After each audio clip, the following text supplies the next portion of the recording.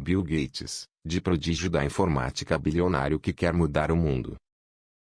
Neste vídeo, exploramos a vida e o legado de um dos maiores visionários da era moderna, Bill Gates. Desde seus humildes começos até se tornar cofundador da Microsoft, uma das empresas de tecnologia mais influentes do mundo, Gates sempre esteve à frente de inovações que moldaram a maneira como vivemos e trabalhamos.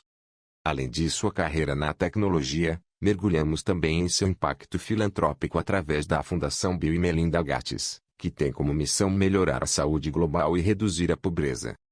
Acompanhe-nos nesta jornada inspiradora para descobrir como Bill Gates mudou o mundo e continua a fazer a diferença. Para você que está chegando agora no canal, este aqui é o Prefiro Investir, canal que é dedicado a investimentos, negócios e empreendedorismo e também notícias que impactam o seu dinheiro. Se você ainda não conhecia, te convido a ficar aqui conosco e ampliar seu conhecimento juntamente conosco. Aproveito também para lhe pedir sua inscrição, pois ela é muito importante para nos ajudar a trazer este e outros conteúdos para o canal. Vamos ao vídeo. Quem é Bill Gates? Tantas pessoas o conhecem, há anos, como uma das pessoas mais ricas do mundo que Bill Gates virou ponto de referência nesse quesito. Ser mais rico que Bill Gates é o sonho de muitos ambiciosos. Mas ele está longe de ser apenas isso.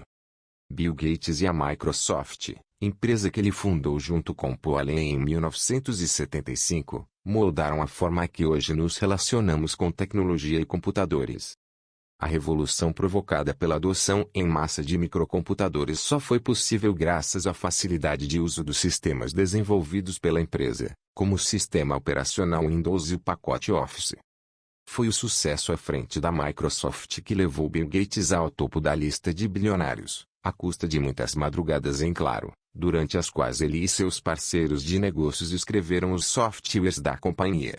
Todo esse trabalho aliado a uma boa dose de agressividade nos negócios e jogadas arriscadas. Depois de décadas à frente da companhia, Gates decidiu se afastar, deixando a empresa nas mãos de sucessores mais próximos aos novos desafios da tecnologia. Mas isso não significa que ele tenha se aposentado. Longe disso. Pai de 3 filhos, Bill Gates se envolveu em causas filantrópicas ao redor do mundo. Ele e sua esposa Melinda passaram a se dedicar a tentar resolver problemas globais de saúde, como a erradicação de doenças e acessibilidade de sistemas de saneamento. Juntos, eles comandam a mais rica fundação global de filantropia, com cerca de 50 bilhões de dólares de verba usada em projetos sociais. Gates deu um passo além na caridade e montou, com seu amigo bilionário Warren Buffett, uma campanha global para que super-ricos doem grande parte de sua fortuna para causas sociais. Como começou e como alcançou o sucesso. William Henry Gates III, Bill Gates, é o filho do meio de uma família bem-sucedida de Seattle. Seu pai era advogado, conselheiro em diversas organizações civis e filantropo, autor do livro Desperte para a Vida, Reflexões sobre a Benção de Existir. Dele, Bill herdou o nome, a dedicação aos livros e o lado filantropo. De sua mãe, Mary, veio a competitividade e o tino para os negócios. Ela se formou em administração de empresas e teve assento em conselhos de administração de grandes companhias, muitas vezes com uma única mulher à mesa. Mary sempre esteve presente no dia a dia dos filhos e, frequentemente, isso gerava desentendimentos entre ela e o filho. A criança sorridente, apelidada de Happy Boy, desafiava a mãe em longas discussões que acabaram levando a família para a terapia. Estudioso no estilo nerd, algo de que já disse se orgulhar, Bill Gates costumava ficar muito tempo lendo em seu quarto bagunçado e responder que estava ocupado pensando quando sua mãe o chamava para alguma tarefa. Até os 12 anos, ele estudou em um colégio público de sua cidade. Nessa idade, foi colocado em uma escola particular somente para meninos. Uma certa dose de rebeldia fez o garoto cogitar boicotar a prova de admissão para, propositalmente, não ser aprovado. Mas seu espírito competitivo falou mais alto. Ele fez a prova, e passou. A amizade com Paul Allen. Foi nessa escola, o Colégio Lakeside, que Bill Gates conheceu um garoto 2 anos mais velho, que havia criado um clube de programação e o convidou para fazer parte. O garoto se chama Paul Allen, que viria a ser, alguns anos depois, cofundador da Microsoft. O colégio, vendo o potencial e o interesse de Gates, deu acesso aos computadores e o liberou de algumas aulas para estudar programação. Nos computadores do colégio, Gates escreveu seu primeiro código, um jogo da velha no qual humanos poderiam disputar contra uma máquina. Naquela época, a genialidade de Bill Gates já era conhecida. Ele ganhou o primeiro lugar em uma competição estadual de matemática em uma disputa que incluiu não apenas crianças da sua idade, mas jovens até 4 anos mais velhos, que cursavam o último ano do ensino médio. Premiações do tipo não surpreendiam Bill Gates. Ele já tinha percebido anos antes que era um dos poucos que, em sala, conseguia fazer contas matemáticas de cabeça. Era comum que fosse o primeiro a terminar tarefas enquanto seus colegas reclamavam que não tinham entendido nem o enunciado ainda. Também foi nessa mesma escola, mais precisamente no laboratório de informática, que Gates conheceu aquele com quem desenvolveu seus primeiros negócios, Kent Stephens. Apesar de jovem, Kent tinha interesse na área de negócios, carregava uma pasta com diversas revistas sobre o assunto e despertou o interesse de Gates pelo tema. Kent também fazia parte do clube de informática escolar e a fama dos estudantes levou empresas a encomendarem serviços de programação. Um dos pedidos veio de uma companhia local que precisava de um sistema para gerenciar o pagamento de funcionários. Como Gates e Kent eram novos demais, Allen decidiu retirá-los do projeto, mas foi alertado por seu futuro sócio de que o problema matemático era grande demais e que, se precisasse, Gates poderia voltar ao projeto. No entanto, apenas na condição de líder. Foi o que ocorreu semanas depois, quando, algum tempo depois, sua escola se fundiu com outra unidade que era exclusiva para meninas. O próprio colégio recorreu à dupla Gates e Kent para montar o calendário escolar dos alunos. Com a ajuda de Allen e muitas noites dormidas na cama que levaram para o laboratório, o grupo entregou o calendário escolar horas antes do início do ano letivo. A dupla seguia inseparável até que foi interrompida de maneira trágica. Após fazer um curso de escalada em rocha, Kent se aventurou e sofreu um acidente. Ele não resistiu aos ferimentos da queda e faleceu, prematuramente. Ao mesmo tempo, Gates e Allen começaram a ser procurados para entregar mais programas para empresas locais. Outras escolas se interessaram pelo sistema para gerar cronograma das aulas e a dupla também desenvolveu o software de controle para o departamento de trânsito local e para uma hidrelétrica. Formado no colégio, Allen convidou Gates para desenvolverem o sistema de informática de uma empresa de água e luz de Vancouver, no estado americano de Washington. Ainda um estudante do ensino médio, Gates trancou o colégio por um semestre e se mudou com Allen para a cidade. Foi esse projeto que uniu a dupla que mudaria o rumo dos computadores pessoais. A vida em Harvard.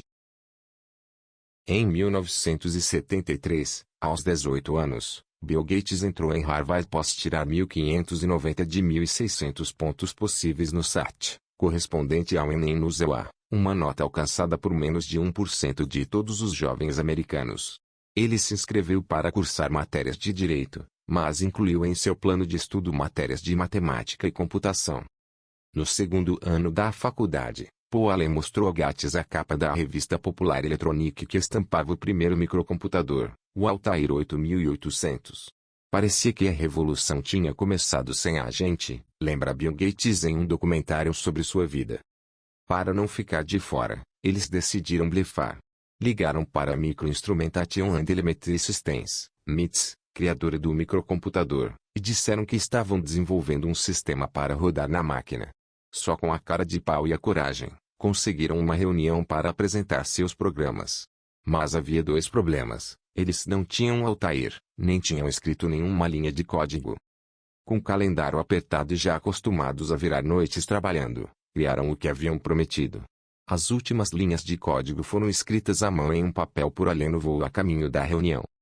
Para a surpresa até dos jovens, o sistema rodou perfeitamente e a apresentação foi um sucesso. Era a primeira vez que um software comercial rodava em um computador pessoal. Nascia a Microsoft. Microsoft, fundação e saída. Contratados pela MITS para desenvolver o sistema que rodaria nos Altair 8800, Paul Allen e Bill Gates montaram uma empresa em um sobrado em Albuquerque, no estado americano do Novo México, e decidiram batizá-la com a junção das palavras microcomputer e software. A empresa foi registrada oficialmente como Microsoft em novembro de 1976. O primeiro sistema desenvolvido para Altair 8800, o Microsoft's Altair Basic, vazou e foi pirateado antes mesmo do seu lançamento. Consternado, Gates escreveu uma carta aberta, expressando sua frustração com os entusiastas de computador que estavam usando o software de sua empresa sem ter pago por isso e defendeu que os desenvolvedores fossem remunerados por seu trabalho. Esse era o primeiro capítulo de uma batalha que o seguiria por toda a vida, contra a pirataria. Em 1980, a fama dos desenvolvedores da Microsoft alcançou a IBM, então líder do mercado global de computadores empresariais. A gigante planejava lançar seu microcomputador pessoal e precisava de um sistema operacional e outros programas. Vendo a oportunidade, a Gates e Allen compraram uma versão do DOS e adaptaram para vender para a IBM por uma tarifa de apenas $50.000. Era pouco dinheiro para o que a IBM poderia pagar, mas a dupla estava interessada também no prestígio de ter seu programa selecionado para rodar no IBM PC. Com isso, a Microsoft foi catapultada para se tornar a líder global de softwares e passou a ditar o rumo dos computadores pessoais. Workaholic agressivo. Essa é a coisa mais estúpida que já ouvi. Por que você não desiste e entra para o Corpo da Paz, agência assistencialista do ZEUA? São algumas das frases que seus antigos colegas de trabalho lembram de ter ouvido de Gates. Workaholic um tanto agressivo, ele sempre achava que os prazos para a entrega de um trabalho eram muito longos e costumava perguntar por que os funcionários simplesmente não trabalhavam mais, como ele fazia. Para Gates, o melhor de trabalhar na Microsoft era que o emprego era de meio período. Ele brincava dizendo que, nas 12 horas restantes do dia, o funcionário estava livre para fazer o que quisesse. Foi nessa cultura que, em novembro de 1985, 9 anos após sua fundação, a Microsoft fez o lançamento do software que mudaria o mundo. Naquele momento, a primeira versão do Windows foi colocada à venda no varejo. Em pouco mais de 10 anos, o Windows alcançou o domínio de 98% de presença em microcomputadores, derrotando concorrentes de software fechados abertos como Linux. Em 1998, o governo do ZEUA iniciou uma investigação formal de antitrust contra a companhia. Para se dedicar à defesa da Microsoft e se preparar para o julgamento, Gates se afastou e indicou Steve Ballmer, seu colega de Harvard, para a presidência da companhia. A condenação veio e a imagem de Gates ficou arranhada. Não só pela condenação, mas pela aparência arrogante do empresário durante seus depoimentos. A Microsoft foi declarada um monopólio e poderia ser dividida. Poderia ter sido o fim, lembrou Gates em entrevista na série documentário Código Bill Gates, disponível na Netflix. A companhia recorreu e ganhou o direito de permanecer como uma só. A empresa e o Departamento de Justiça dos Estados Unidos, DOJ, chegaram a um acordo. A Microsoft precisaria deixar os seus sistemas, como o Windows, mais abertos a programas de terceiros. Durante 5 anos, um painel formado por 3 especialistas independentes teve acesso a todo o código-fonte desses programas para confirmar que a Microsoft estava cumprindo o acordo. Vários estados americanos tentaram reverter esse acordo, sem sucesso. A mudança de rumo da Microsoft. Até o início dos anos 2000, a hegemonia da Microsoft era incontestável.